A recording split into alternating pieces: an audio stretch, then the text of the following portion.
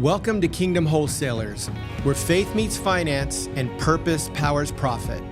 We're building something new, a bold community of Christian wholesalers committed to advancing God's kingdom in financial services.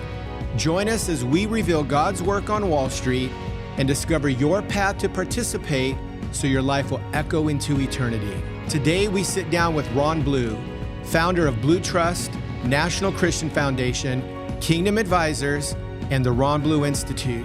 We hope you catch the vision and join the movement. Ron, you've been a trailblazer in the faith-based financial world for decades. Can you take us back to the beginning? Like, what stirred your heart to merge biblical wisdom with financial principles? Well, I started out, Mitch, as a CPA, and I worked on Wall Street with what's now KPMG. And then I was with them for 3 years, and then I started an accounting firm. And in the accounting firm, this was a small accounting firm, what they would call a local accounting firm. And as I looked back, the Wall Street experience showed me that there wasn't anything that unique about it. But it sure did give you credibility when you say you started on Wall Street.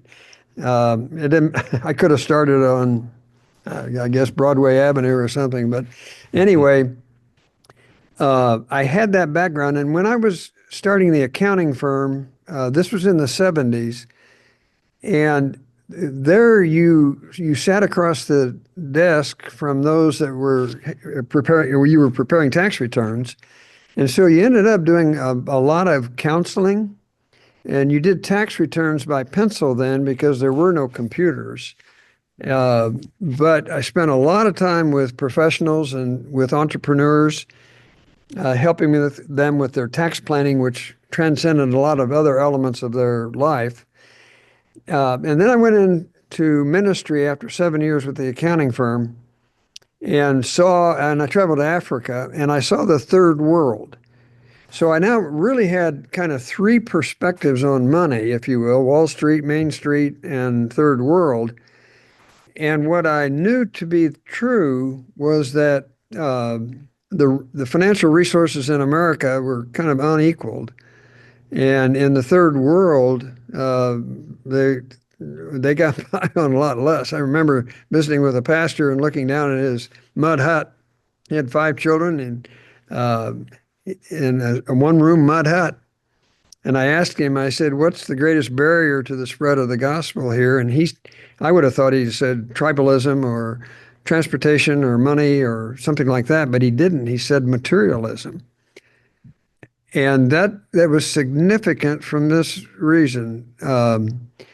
I realized that all money was an issue of the heart, and all money problems were issues of the heart. So I knew the professional side, but that opened me up to the heart side, if you will. And through a whole series of things, I wanted to get back into the financial world. And my wife and I went through a process of thinking that through and making a decision and deciding that I could have gone back to Indianapolis, and I was in Atlanta then. I could have gone back to Indianapolis and taken over the CPA firm again, but we came out of a materialistic lifestyle. My income with the accounting firm, I think, was around $150,000. My income as a missionary was about $25,000. So I saw both sides of materialism and lack thereof. And I felt like that money committed to the third world and to the Great Commission was money committed most productively. And I felt like that there was probably a lot of money in America. And I did a financial plan. First client, well, actually, I did a seminar first, and I saw that when you gave people biblical principles, they really were responsive. And then I did a financial plan and helped a physician give away $1 million. over 5 years. So when I saw that, I said, there's got to be a lot of people like that doctor that are doing well. Spiritually, they want to be a part of the Great Commission and the kingdom. Uh, and they've got resources, but they haven't necessarily planned to give. And that's what I was wanting to bring to the table, a giving plan for people who wanted to give. And so it ended up kind of the conclusion of that was that Campus Crusade asked me to speak to all of their major donor groups. And I ended up having a lot of people, wealthy people, call me and say, "Can you help me?" And I determined that the market was it was there. Obviously, nobody else was doing it. Everything was in the investment world was transactional, and in the insurance world, it was all transactional. So the idea of planning really didn't even exist. There was no CFPs. What God had done for me, Mitch, was I knew how to build a fee-based business, a time-based business, because I'd done it with the CPA firm. So I just could take that right into building a financial planning firm. I had already done that once. So there were a lot of things I didn't have to think through, and it took off immediately. After about 5 years, I said I had a national clientele of rich Christians who were giving away a lot of money.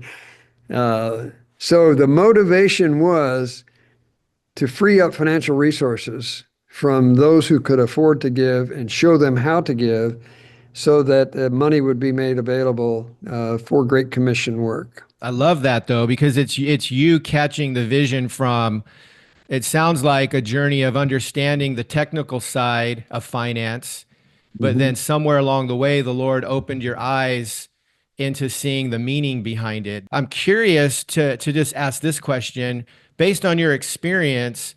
Is it your understanding that most believers, most who follow Jesus, no matter how much they earn, want to give?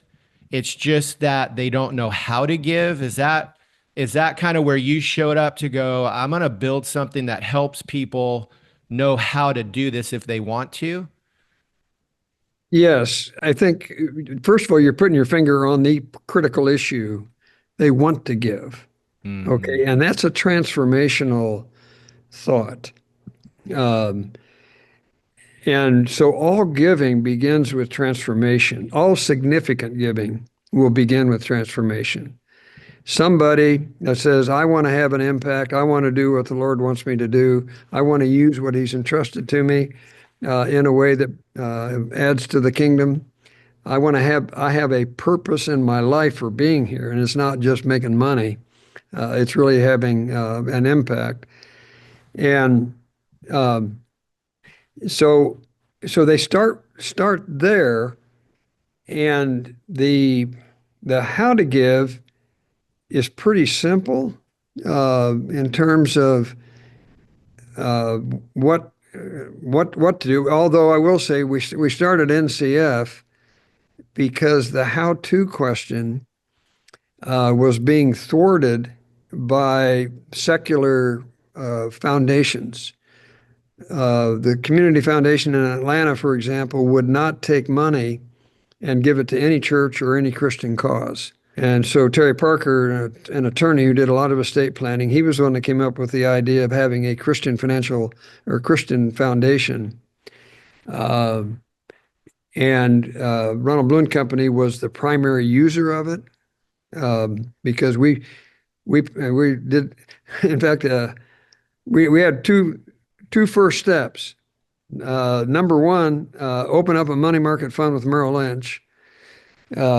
What was that called back then?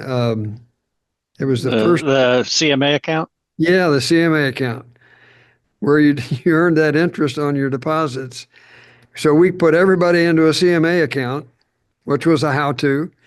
And we encouraged them to open a donor advised fund with National Christian Foundation. So that was kind of the how, a little bit of the how. The plan was really what I had done as a CPA. And when you helped a new business get started, you always started basically with cash flow planning.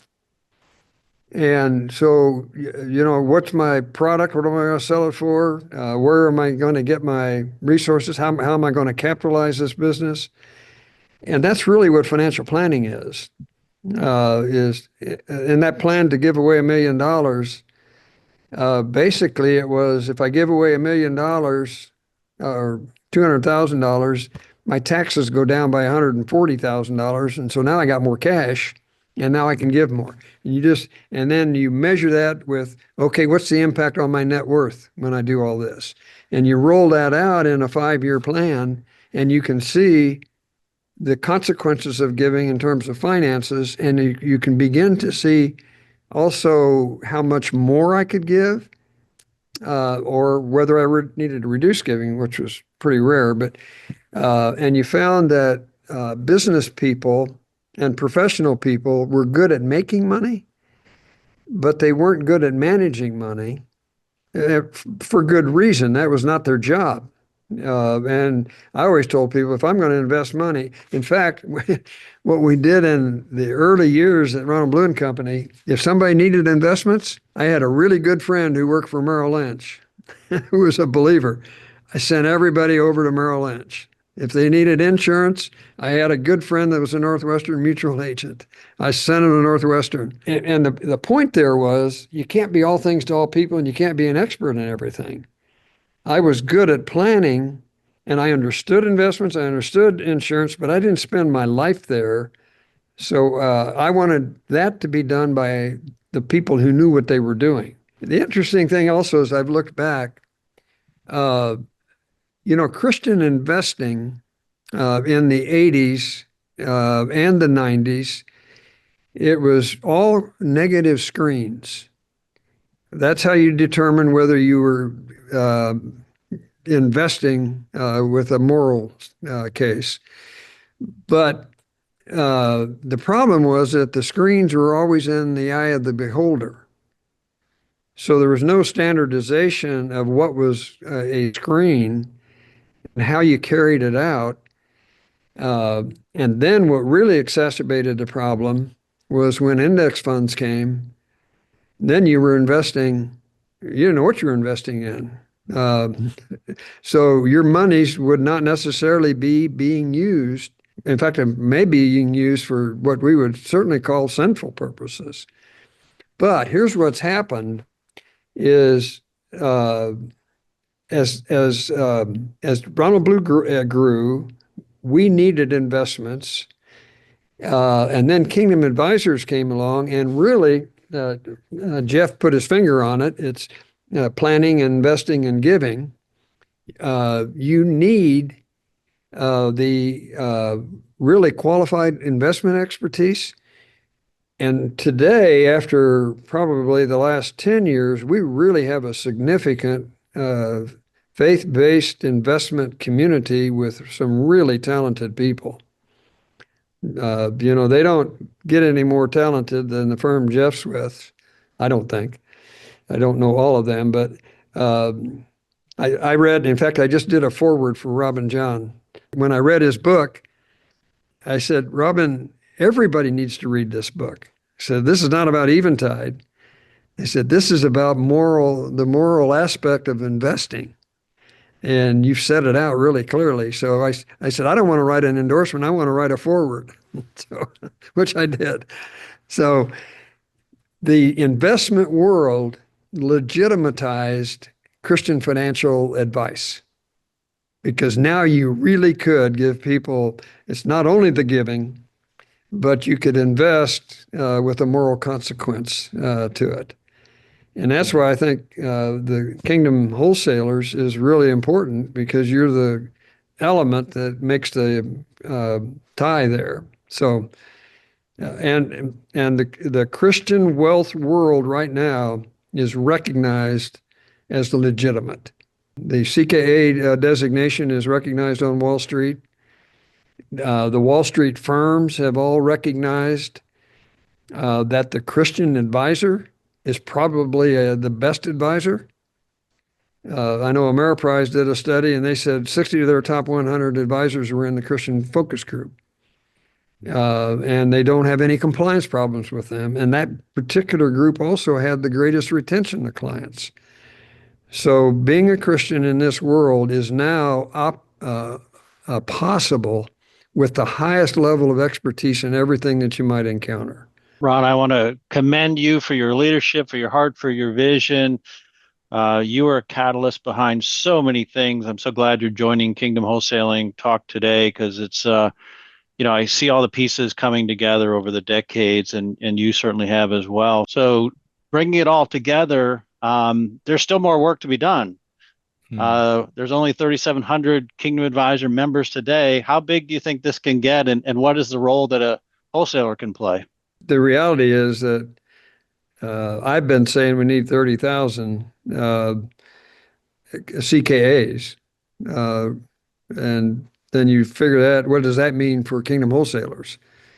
It's pretty significant because we still haven't got solved how we can scale that development of CKAs.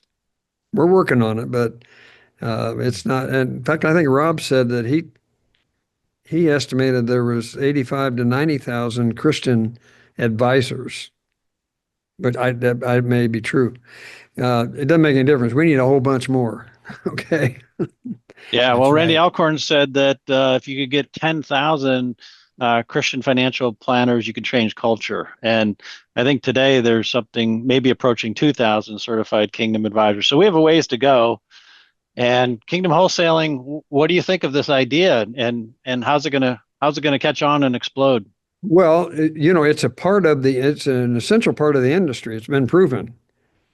And so the wholesaler can do several things. Number one, they can identify the Christian advisors that they run into that should be a part of Kingdom Advisors or should be CKAs. So they could be a source, a referral source.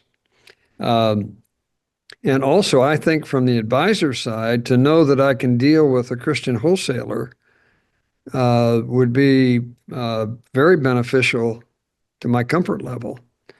Knowing that I'm dealing with somebody where we share a value system and we share a language. So I think that Christian wholesaling is an integral part of the investment world. And if we can make that consistent with the Christian values, a lot can happen. I do think also just that perhaps even CKA training, you might consider this, Jeff. A wholesaler doesn't necessarily need to be a CKA,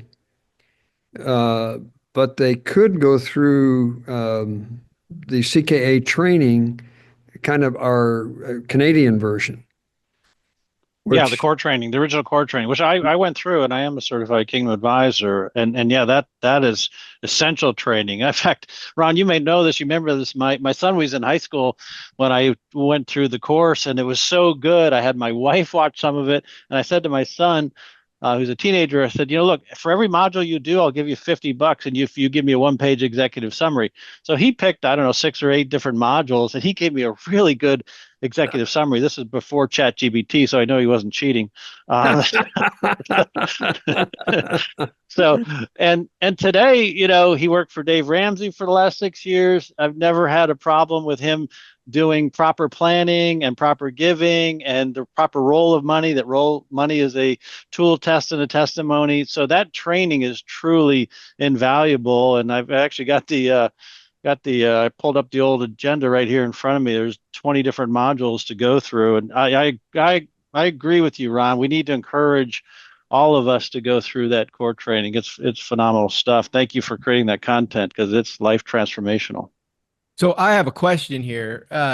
How much is this a matter of a mindset shift still, that we're raising awareness to followers of Jesus who serve in the financial industry as a professional,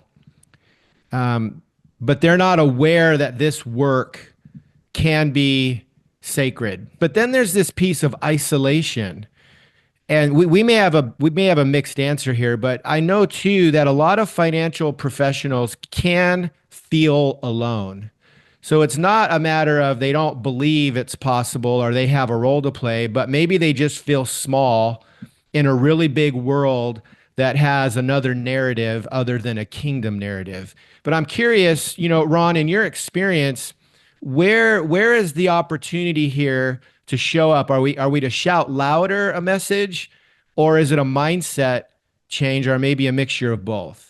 It begins with the individual. One of the things that Jeff will remember that I say is, if you're not spending time with the Lord every day, you don't have anything to bring to the table. So how that works itself out will be different for different people as they encounter the people. But you know, the fact of starting my day and saying, what does it look like? And I'm praying for this particular meeting. I know this particular problem. God, I need your wisdom on this. What I have found is that God promises wisdom. And as we know, that's different than knowledge. And when I ask him for wisdom, he gives it. He promised he would give it. So I can be confident then that what I'm saying is his wisdom, because that's what I asked for, and he said he would give it to me. So it's the heart to begin with, Mitch, and then the knowledge part of it works itself out. I mean, you have to have certain knowledge to do things, of course, but it's who you are and who you bring to the meeting that is the change agent for somebody. Give people permission to do something for God, you've always said, right? Yeah, it's exactly right. And, he showed up so many times, and I can think of so many illustrations of, I never would have thought of that. So, Well, you remind me, Ron, when I was early on in my career at Merrill Lynch, and the department was transferring and I wasn't going with them. The commute was too long. And we were at the big annual banquet in Princeton, New Jersey, and I didn't see anyone praying, which I was disappointed. And so I thought I just wanted to pray, and I very slightly bowed my head very quietly in just a moment or two to thank the Lord for the beautiful food that was before us. And I didn't want any attention. I didn't want anybody to notice. And sure enough, the guy across from me says, "Hey, Cave, what are you doing over there? Are you praying?"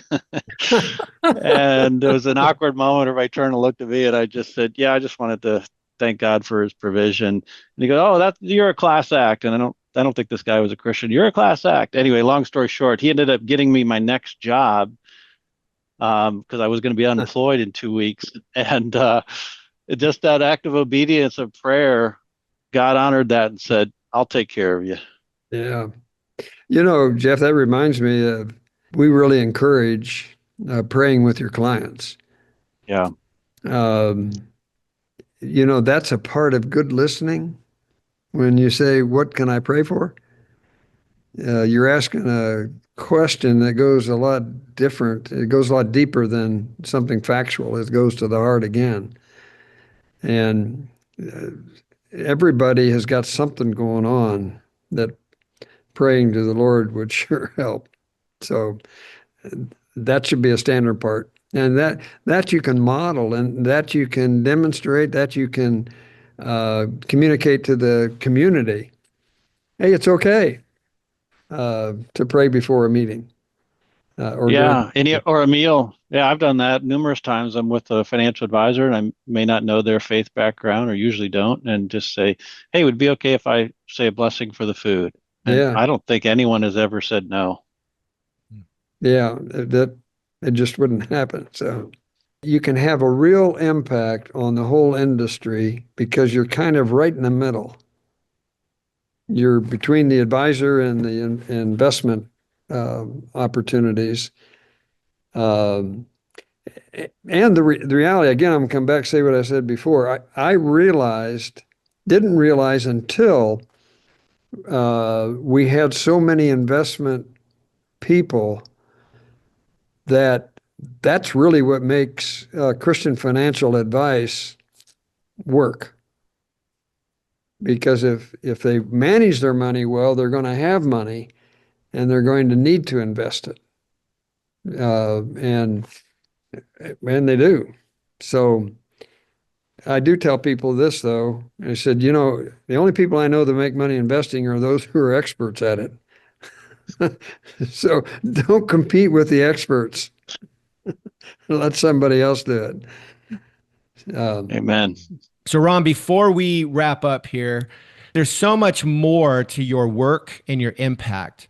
What might be some other resources or ways that wholesalers or advisors listening in can connect with you or take advantage of the resources you've created? Well, I think, first of all, what I believe is this, that the advisor or the wholesaler or those in this industry would like to have ministry in their area of influence and expertise. So RBI is a platform to resource those people and do that through the church, because most of the question I get asked is, how do I take this to my church?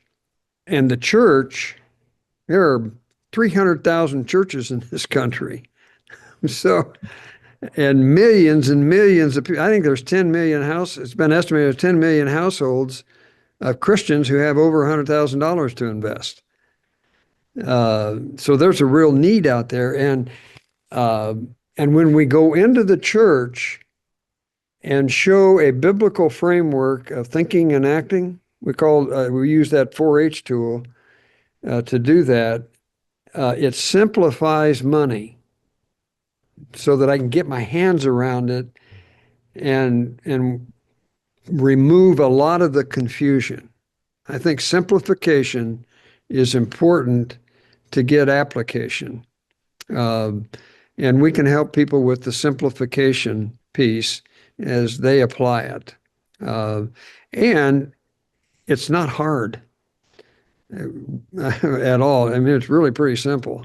So, you get your heart right, you follow the spiritual habits of living within your income and allocate your money to 5 uses of money, and everything works. What about you, Jeff? You've kind of circled around Ron's impact. As a financial wholesaler, what might be ways they can take advantage of his resources? Yeah, so the Ron Blue Institute, check out their content. It's phenomenal content. I've used it to teach at a number of area churches.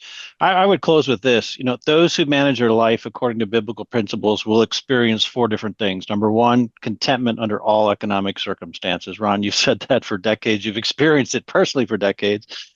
Number 2, you'll have confidence in financial decision making. Who doesn't want that? Number 3, you'll have excellent communication at all levels with your spouse and family, et cetera. And then lastly, you'll be able to maximize your generosity of your time, talent, and your treasure for a kingdom impact where you'll be able to store up your treasures in heaven for all of eternity. So Ron, what a pleasure to join you today on this podcast, on this recording. God bless you. I'm so grateful for you and your life. Well, thank you, Jeff. And the feeling is mutual. I think it was either yesterday morning or this morning I prayed for you. And continue to do so, because you have been such a leader in this whole world also. And, John Maxwell says nothing happens apart from leadership. And Jeff has been one of the guys that stepped forward with leadership boldly. And that's why it's happening, because there are other Jeff Caves out there. None as good looking as him.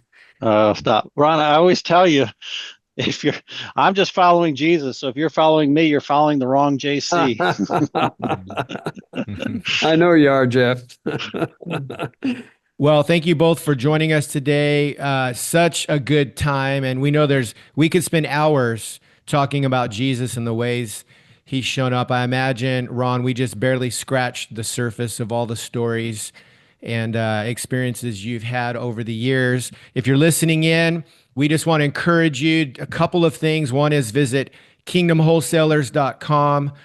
Check us out on our main homepage. It's a way for you to join the movement by joining our email list and staying current on all of our upcoming events. As we grow this thing, you'll be first in line to receive the commentary and all the news. And then also find us on LinkedIn, Kingdom Wholesalers on LinkedIn, and make sure you follow us there. We'll be posting content from time to time, and that'll make sure it shows up on your feed. Other than that, we hope to see you next time. Thank you again. Thank you for joining us. Whether you're new to wholesaling or a seasoned pro, Kingdom Wholesalers is here to encourage, equip, and empower you to lead boldly for Christ. Welcome to the movement.